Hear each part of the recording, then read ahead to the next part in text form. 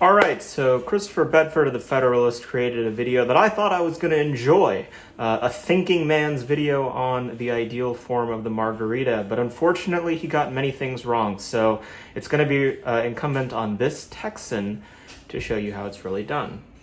Now, the proper ingredients of a margarita are very simple. You need tequila. In this case, we have Alto's 100% agave tequila, a fantastic affordable option.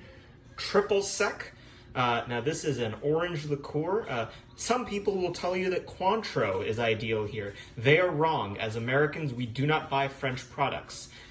And lime. And that's it. Some may tell you that you need simple syrup or sugar. They are wrong.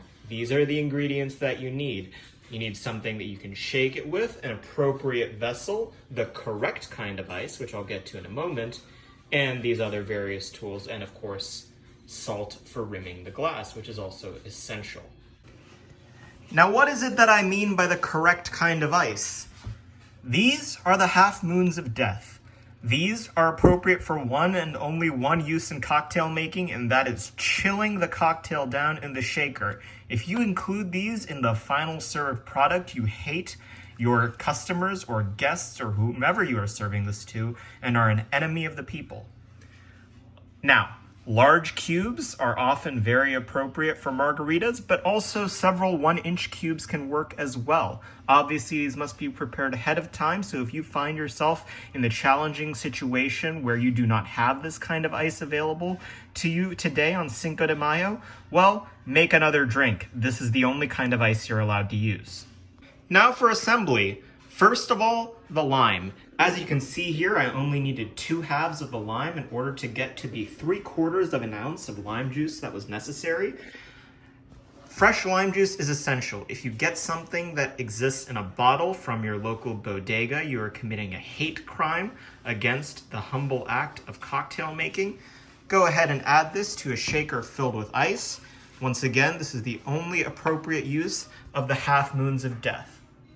Next, 3/4 ounces of triple sec. In this case, we are using a fine Italian product and not the French product that will go unnamed. 3/4 of an ounce of this into the shaker as well.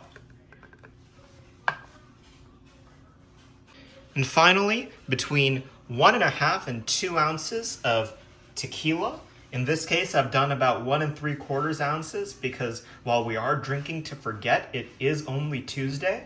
This can go into the shaker as well. Now we're gonna go ahead and add our cap to this here cocktail shaker and give it 8 to 10 seconds.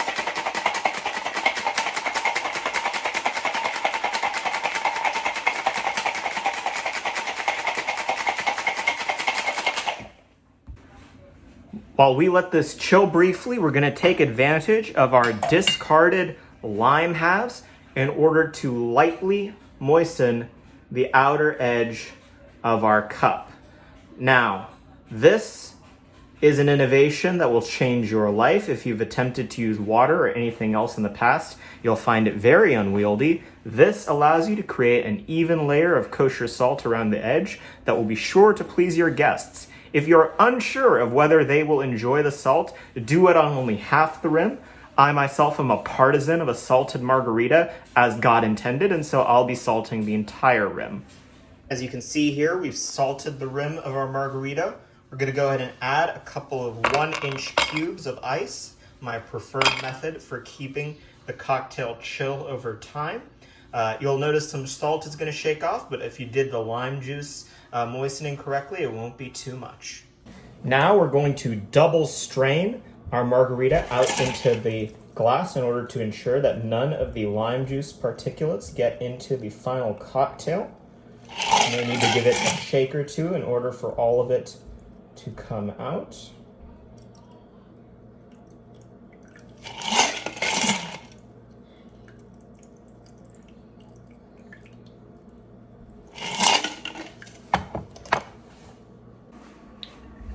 And there you have it, a proper margarita created by a Texan. No offense to Christopher Bedford, I understand these finer things can be difficult for you Yankees, But on this Cinco de Mayo, I thought it was necessary in order to correct the record.